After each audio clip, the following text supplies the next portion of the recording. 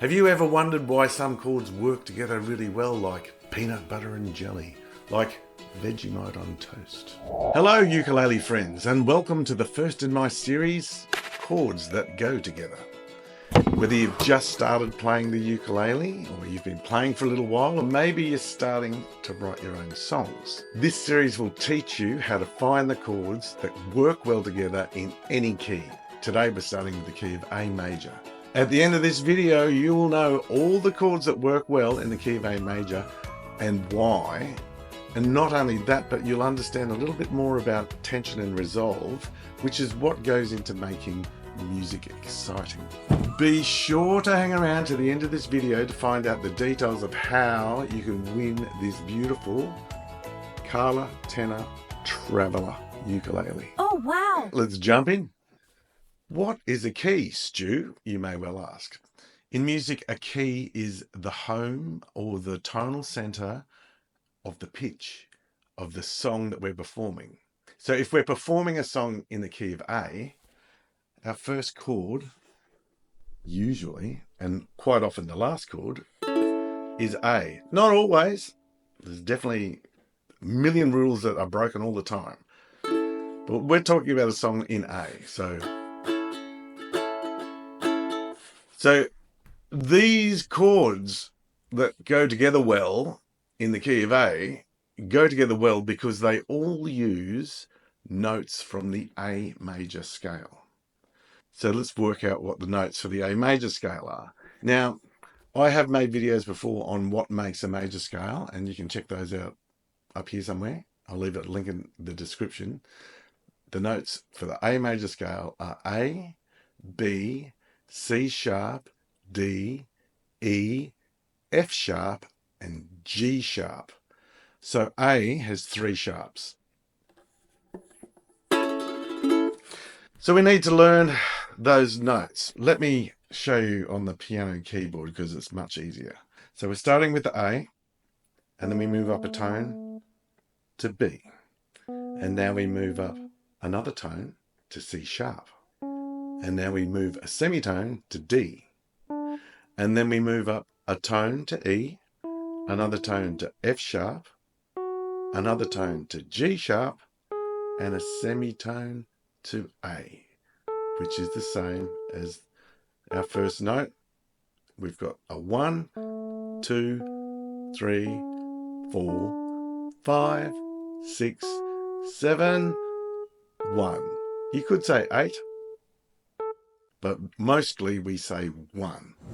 In order to build our chords, we're going to play the first note, skip 1 and go to the next note. Skip 1 and go to the next note, and we end up with A, C sharp, E.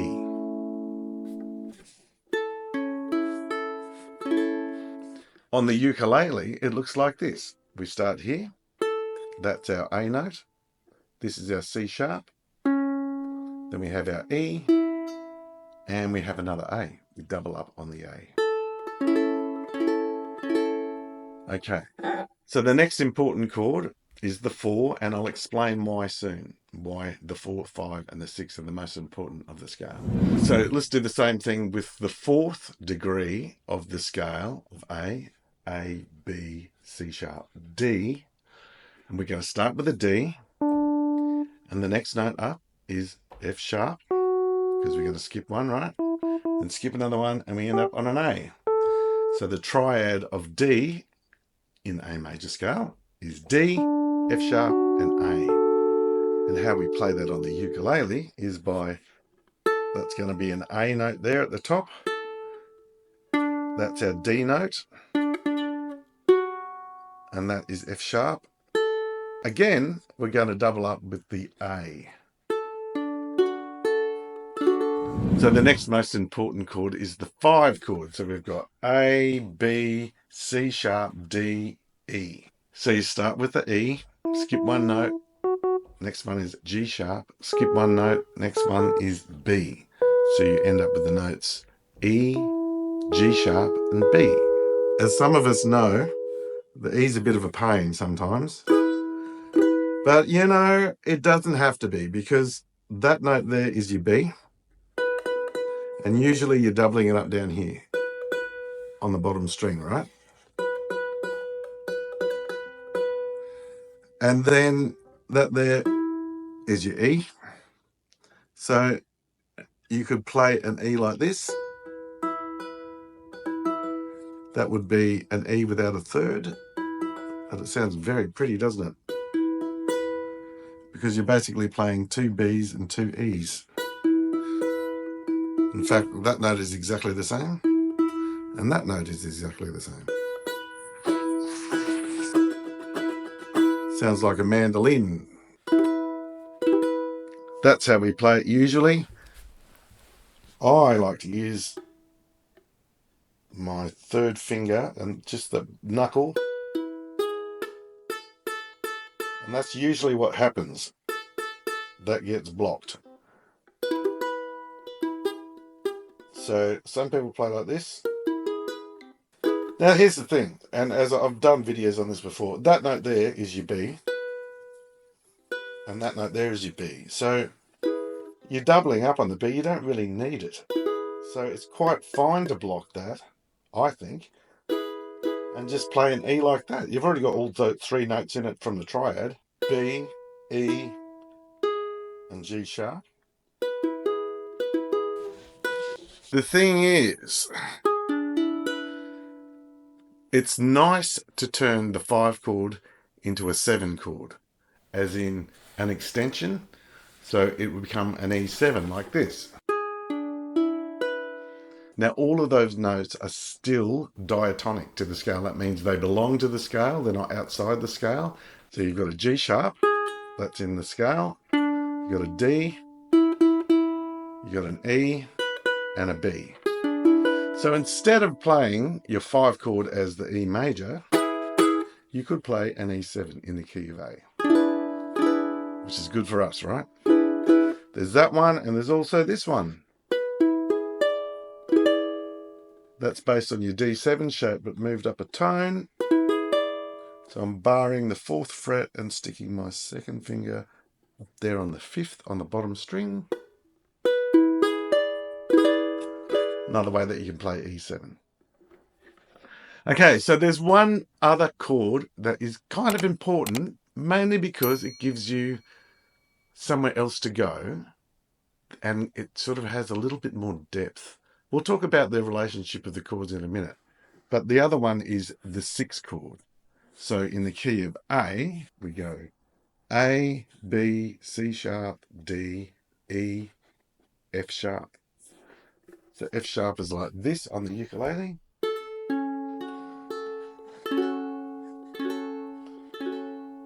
So it's basically your A chord, and you're putting your ring man on the 2nd fret of the 2nd string. So what have we ended up with? 1 chord A, 4 chord D,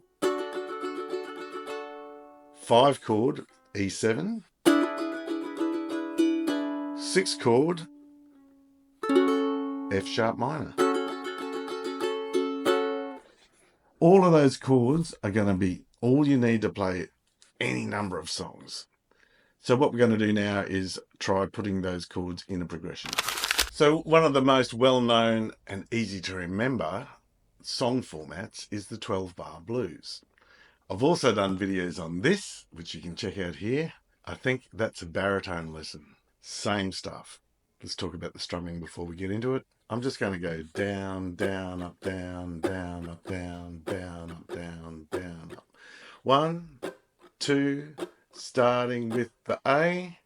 1, 2, 3, 4, 2, 2, 3, 4, 3, 2, 3, 4. The next bar we're going to change to D. 2, 3, 4, 1, 2. Now back to A. 3, 4, 1. 5 chord E7 to 4 chord D to 1. Now finish with a 5. Cool. Okay. Now why does that work? Why does that combination of the 1, the 4, and the 5 work? So music requires, like any good story, to have a little bit of tension and release. So that's why we refer to the one chord as the home chord. And then when we're on 4, that creates a little bit of interest. The thing is, you could hang it on the 4 chord for a while, couldn't you? It's not all that uncomfortable being on the 4 chord. Now we're going to go back home.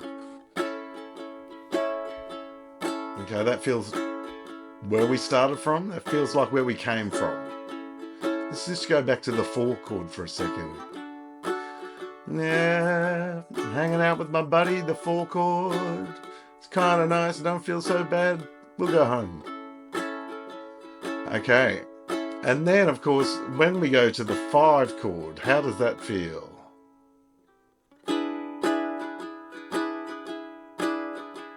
There's a lot more tension there. And hanging out here is making me feel just a little bit uncomfortable. In fact, I don't like the way this 5 chord is talking to me. And I think it's time for me to go. I would like to leave and go home. Feels good to be home. You see what I mean? Hanging out on the 5 for too long makes you feel a little bit uneasy. It creates some tension. And you feel great when it resolves back to the home chord. That's basically how music works. Tension and release. What about the 6 chord, you may ask? Let's find out after a message from my sponsor. Before we jump into the next really fun progression, I'll give you a little tip. You can get 10% off anything from the Kala brand website by using my link in the description below or somewhere up here. Kala are a wonderful, consistent, reliable brand, and they've got everything on their site, including strings, tuners, basses, straps, beautiful ukuleles, you name it. Use my link, get 10% off. Tell them Ukulele sent you. Okay, back to the lesson. So we've got the 1. We got the 4. We've got the 5, or 5. And we've got the 6. So the 6 adds that little bit extra, doesn't it? It adds a little bit of an emotional depth to the sound. Everything's quite happy playing those chords. And then you play the minor, and suddenly there's a little bit more going on, isn't there?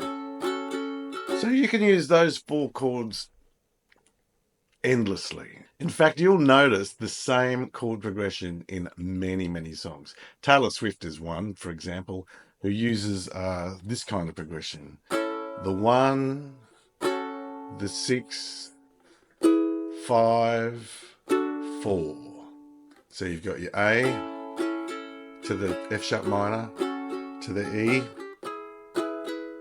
to the D. Does that sound like a Taylor Swift song? I think you'll find, if you do a search on Google, there's maybe 60 songs that use that exact progression or a slight variation of. They're the only chords that you need to be able to write a billion songs.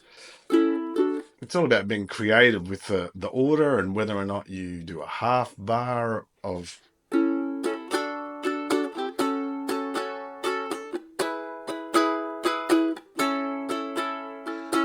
They all fit, and that is because they're using the same notes from the A major scale.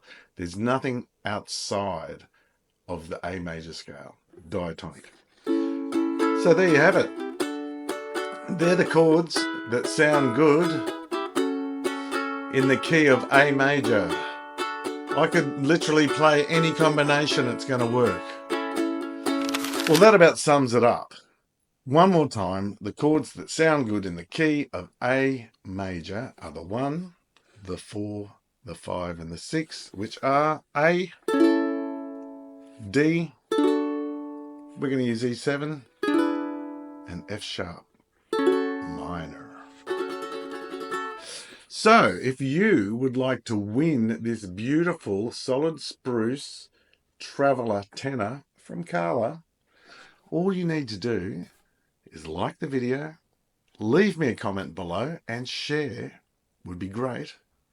But at least I need to see your comment below to know that you're watching. And so I can take your name, put it in a spreadsheet, assign you a number, and then we're going to use a random number generator to draw out the winning number. And that could be you. And I hope it is. Thanks so much for watching and hanging out with me all today. It's been really fun. And stay tuned. Let's do it again in the next one. And don't forget to check out my link and go shopping at the Carla brand website and get 10% off.